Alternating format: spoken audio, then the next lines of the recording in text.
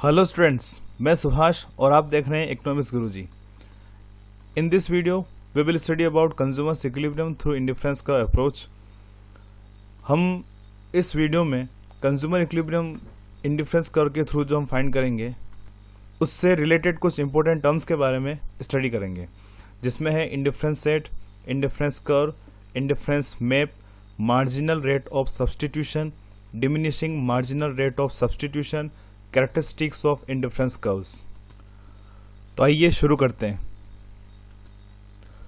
Consumers equilibrium through indifference curve analysis is considered as better approach than utility analysis approach of Marshall. Professor J.R. Hicks and Allen presented indifference analysis as an alternative viewpoint of Marshall's utility analysis. According to this viewpoint, utility can never be measured numerically. This analysis is based on the assumption that every consumer had an scale of preferences denoting ranks like 1, 2, 3 and so on to different combinations of two goods, and he can tell which bundle और combination he likes best. तो इस approach में professor J.R. Hicks और Elon ने martial का जो view point है, जिसमें ये मानते हैं कि यूटिलिटी को हम माप सकते हैं, उसको हम मेजर कर सकते हैं, उससे ये बेटर अप्रोच है। इस अप्रोच में हम ये मानते हैं कि कंज्यूमर को मिलने वाली जो भी यूटिलिटी है वो कंज्यूमर उस यूटिलिटी को अपने माइंड में सेट रखता है। वो किसी पेपर पर हम उतार नहीं सकते कि कंज्यूमर को कितनी यूटिलिटी किस कमोडिटी से, किस कंजप्शन बंडल से उसको मिल रही है। तो जो भी कंजप्शन बंडल कंज्यूमर यूज कर रहा है, उन कंजप्शन बंडल से मिलने वाले सेटिस्फेक्शन को कंज्यूमर अपने माइंड में सेट रखता है, और उसके पास जो भी चॉइस है, उसके पास जो भी अलग अलग कॉम्बिनेशन है, जिस कॉम्बिनेशन से उसको ज़्यादा सेटिस्फेक्शन मिलता है उसको वो अपने ऑर्डर में, अपने प्रेफरेंस में फर्स्ट रखता है। जिस कॉम्बिनेशन से उसको कम सेटिस्फेक्शन मिलता है वो ऑर्डर में थोड़ा नीचे रखता है। इसलिए हम इसको ऑर्डिनल अप्रोच भी कहते हैं, क्योंकि कंज्यूमर के पास जो भी अवेलेबल कॉम्बिनेशंस हैं, उन कॉम्बिनेशंस में उनसे मिलने वाले सेटिस्फेक्शन के अकॉर्डिंग वो उनमें रैंक दे देता है, फर्स्ट, सेकंड, थर्ड, फोर्थ, इसके अकॉर्डिंग, और उस के अकॉर्डिंग वह उसमें ऑर्डर सेट कर देता है। उसके लिए जो अच्छा या ज़्यादा सेटिस्फेक्शन शो करने वाला कॉम्बिनेशन होगा उसको वो ऑर्डर में पहले रखता है, और जो उसके लिए कम सेटिस्फेक्शन रखता है उसके लिए वो ऑर्डर में वो उसको नीचे सेट करता है। तो कुल मिला के कंज्यूमर इक्विलिब्रियम फाइंड करने के लिए प्रोफेसर J.R. हिक्स का इंडिफरेंस का एनालिसिस एक अल्टरनेटिव अप्रोच है मार्शल के अप्रोच के बजाय। तो इससे रिलेटेड कुछ इंपॉर्टेंट टर्म्स जो हैं वो हम शुरू करते हैं, जिसमें सबसे फर्स्ट है इंडिफरेंस शेड्यूल और indifference set. It is a set of combination of two goods which offer to a consumer the same level of satisfaction so that he is indifferent between these combinations.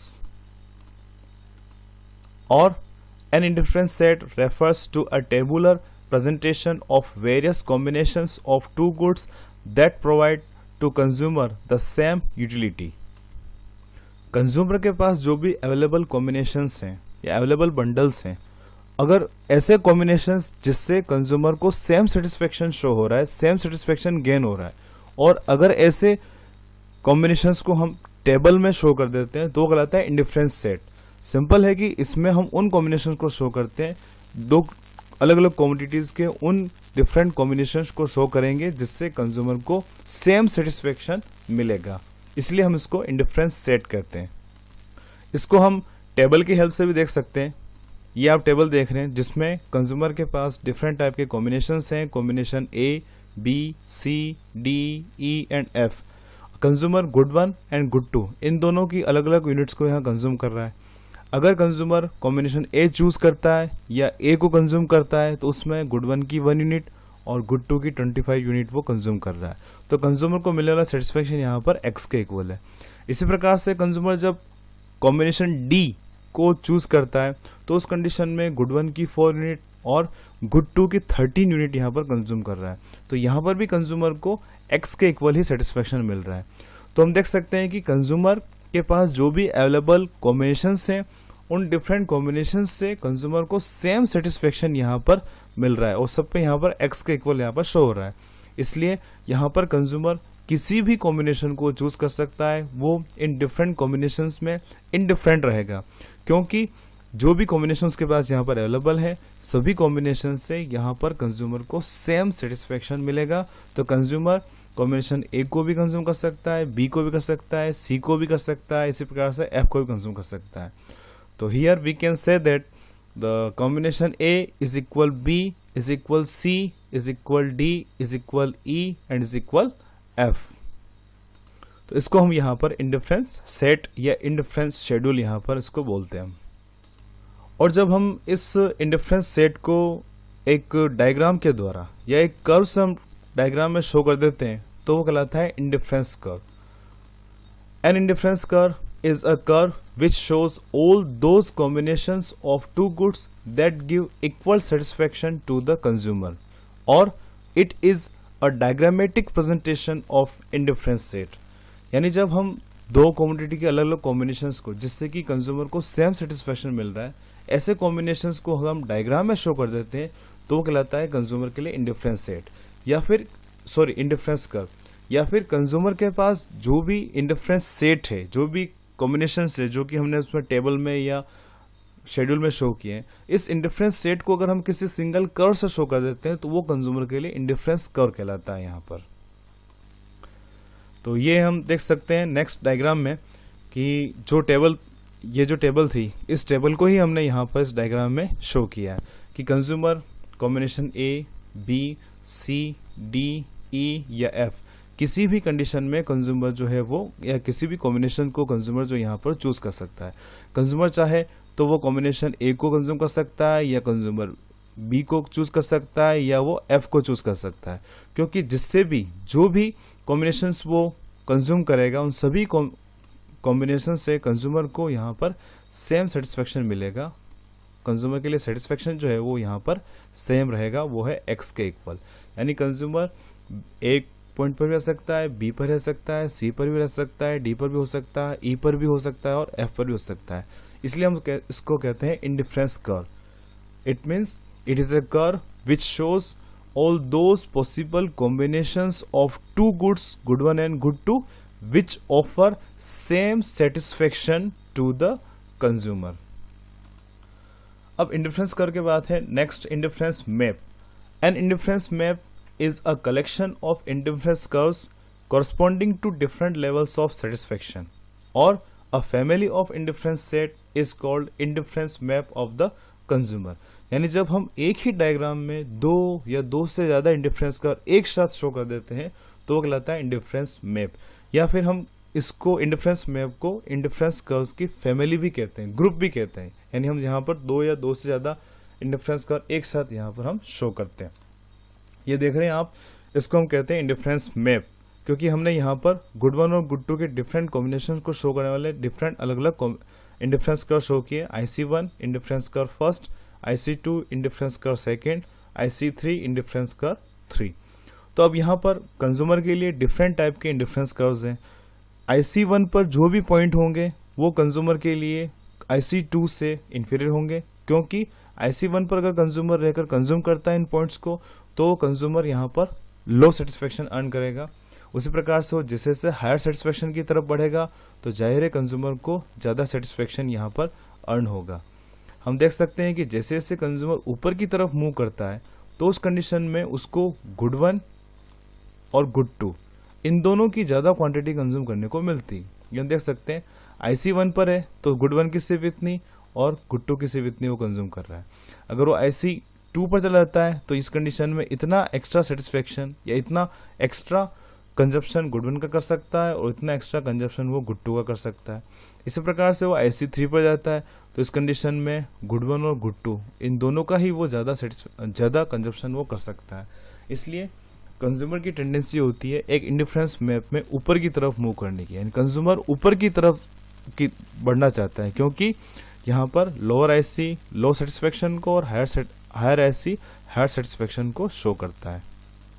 तो ये है indifference map. Next है marginal rate of substitution. The rate of substitution of one good for another is known as marginal rate of substitution, और it is the rate at which the consumer is willing to up good 2 for a unit of good 1। अब consumer किसी single indifference curve के किसी point पर है, उस condition में good 1 और गुड 2 का कॉम्बिनेशन जो चूज कर रहा है उसमें अगर वो चेंज करना चाहता है, यानी अगर वो गुड 1 की कुछ एक्स्ट्रा यूनिट या फिर गुड 1 की एक एक्स्ट्रा यूनिट लेना चाहता है, तो उसे गुड 2 का कुछ न कुछ तो उसे सेक्रीफाइस करना ही होगा, ताकि उसका सेटिस्फेक्शन लेवल एक इंडिफरेंस कर्व पर जो सेटिस्फेक्शन लेवल जो होता है वो सेम होता है, वो सेम लेवल बना रहे।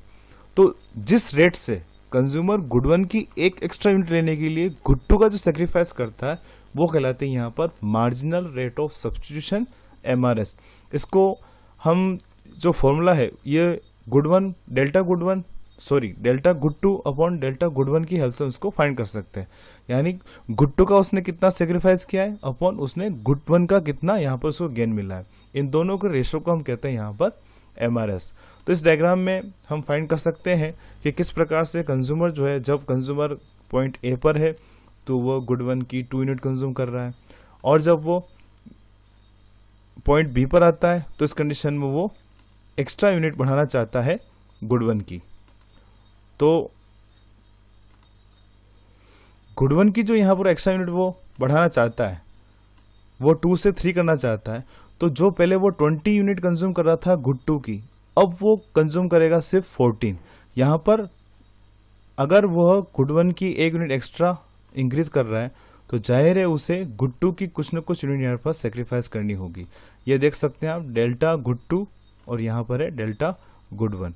तो ये कहलाता है यहाँ पर MRS, यानी कंज्यूमर जब एक पॉइंट से दूसरे पॉइंट पर मूव कर रहा है, जब कंज्यूमर 2 से सेकंड की तरफ मूव करते हैं, यानी गुड 1 की एक यूनिट एक्स्ट्रा ले रहा है, तो वह गुड 2 की यहाँ पर कोई ना कोई यूनिट वो सेक्रीफाइस करता है, तो यह कहलाती है यहाँ पर MRS।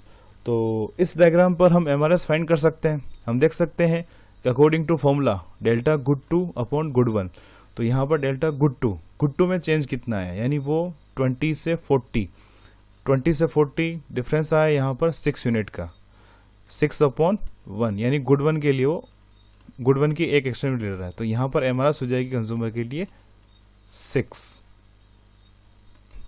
क्योंकि कंज्यूमर ने गुड 1 की एक यूनिट के लिए उसने गुड 2 की 2 यूनिट का यहाँ पर सेक्रीफाइस किया। पहले वो 20 कंज्यूम कर रहा था पॉइंट ए पर, अब वो बी पॉइंट पर आता है तो उस कंडीशन में वो सिर्फ 14 यूनिट ही कंज्यूम कर पाता है। अब ये जो रेट है, यानी जब कंज्यूमर गुड 1 की एक्स्ट्रा यूनिट लेना चाहता है वो गुड 2 कुछ ना कुछ सेक्रीफाइस करता है, और ये जो रेट है मार्जिनल रेट ऑफ सब्स्टिट्यूशन, ये लगातार घटती जाती है। इसको कहते हैं diminishing marginal rate of substitution. तो diminishing marginal rate of substitution means per additional unit of good 1 a consumer is willing to give up less amount of good 2। यानी कंज्यूमर जैसे जैसे गुड 1 की एक्स्ट्रा यूनिट कंज्यूम करना चाहता है या extra वो कंज्यूम करता है तो वो गुड 2 का सेक्रीफाइस तो करेगा। क्यों? क्योंकि उसे सेम सेटिस्फेक्शन लेवल यहाँ पर बनाए रखना है, पर पहले से कम सेक्रीफाइस करता है। हम देख सकते हैं इस डायग्राम में, जब कंज्यूमर पॉइंट ए पर है तो वो गुड 1 की 1 यूनिट और गुड 2 की 30 यूनिट कंज्यूम कर रहा है। जब वो 1 से 2 करता है, 2 यूनिट वो कंज्यूम कर रहा है, तो उस कंडीशन में उसने पहले जो 30 था, 30 से अब उसके पास सिर्फ 20 यूनिट्स यहाँ पर रह गई है। ये देख सकते हैं हम, कंज्यूमर सिर्फ अब 20 यूनिट कंज्यूम कर पा रहा है। इसका मतलब यहाँ पर उसने 1 यूनिट के लिए उसने गुड 2 की 6 यूनिट का यहाँ पर सेक्रीफाइस किया है। तो 6 यूनिट का यहाँ पर उसने सेक्रीफाइस किया है।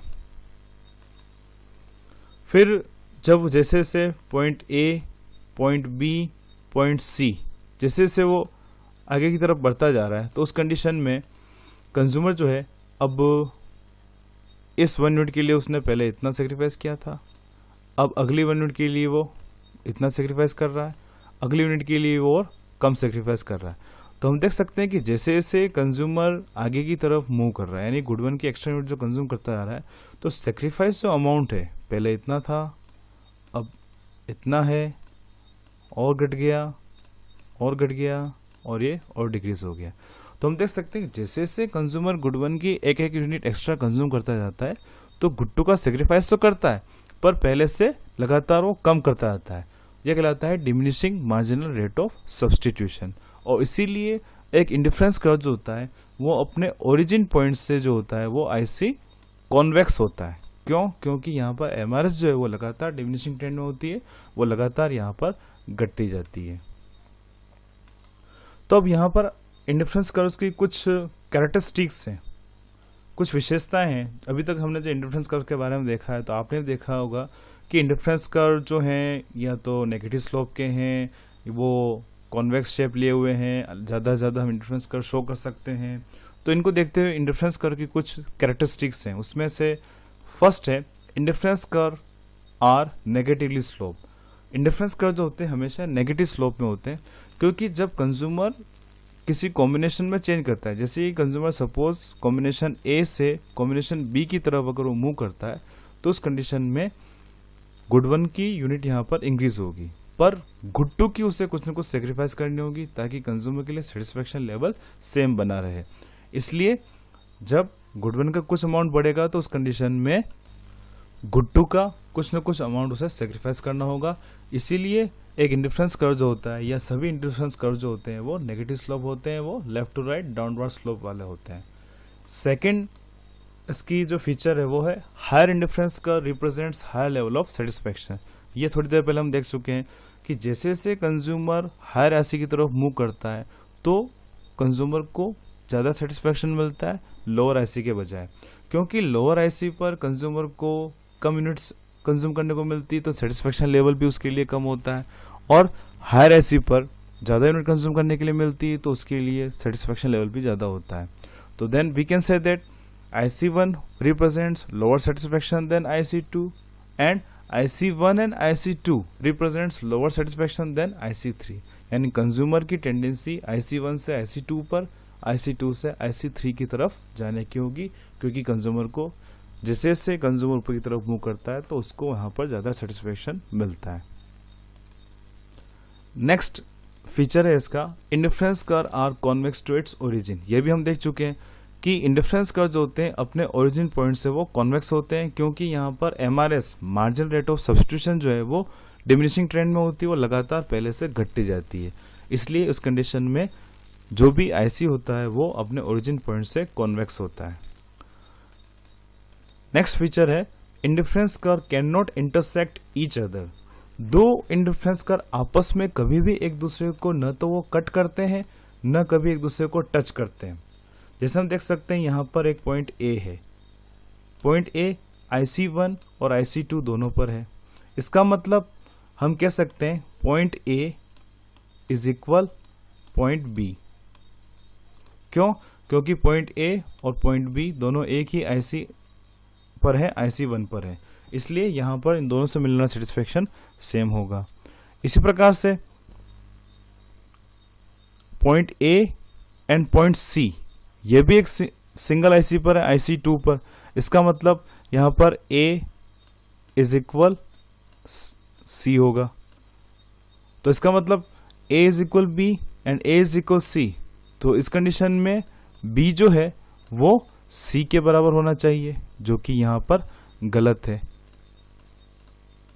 क्यों? क्योंकि कंज्यूमर के लिए B पॉइंट पर गुड वन की कम यूनिट है, जबकि पॉइंट C पर कंज्यूमर के लिए ज़्यादा यूनिट वो कंज्यूम कर सकता है। तो इसका मतलब हम कह सकते हैं कि B पर सेटिस्फेक्शन लेवल कम होगा और C पर ज़्यादा होगा। तो ये जो कंडीशन आती है B इज इक्वल C यहाँ पर पॉसिबल नहीं है। तो हम यहाँ पर कह सकते हैं कि कंज्यूमर के लिए दो IC जो हैं आपस में कभी भी एक दूसरे को न तो कट कर सकते हैं न एक दूसरे को आपस में टच कर सकते हैं। नेक्स्ट फीचर है indifference curves do not touch the horizontal and vertical axis. यानी इंडिफरेंस कर्व जो है कभी भी न तो वो हॉरिजॉन्टल एक्सिस को टच करते हैं और न कभी वो वर्टिकल एक्सिस को टच कर सकते हैं। अगर वो इस कंडीशन में है तो इसका मतलब यहाँ पर, और इस कंडीशन में मतलब ये है कि अगर इंडिफरेंस कर्व दोनों में से किसी भी एक एक्सिस को टच कर रहे हैं तो इसका मतलब दोनों में से कोई न कोई एक क्वांटिटी यहाँ पर जीरो हो गई। और हम मानते हैं यहाँ पर कंज्यूमर जो है वो दोनों कमोडिटीज़ को पॉजिटिव फॉर्म में कंज्यूम करता है। कोई भी कमोडिटी उसके लिए यहाँ पर ज़ीरो नहीं है। अगर ज़ीरो हो जाएगी तो यहाँ पर हम कंज्यूमर के लिए जो कंजप्शन बंडल है वो अच्छे से शो नहीं कर पाएंगे, जो सेटिस्फेक्शन है कंज्यूमर के लिए वो अच्छे से शो नहीं हो पाएगा। तो we can say that indifference curves do not touch the horizontal and vertical axis. तो ये कुछ कैरेक्टरिस्टिक्स हैं।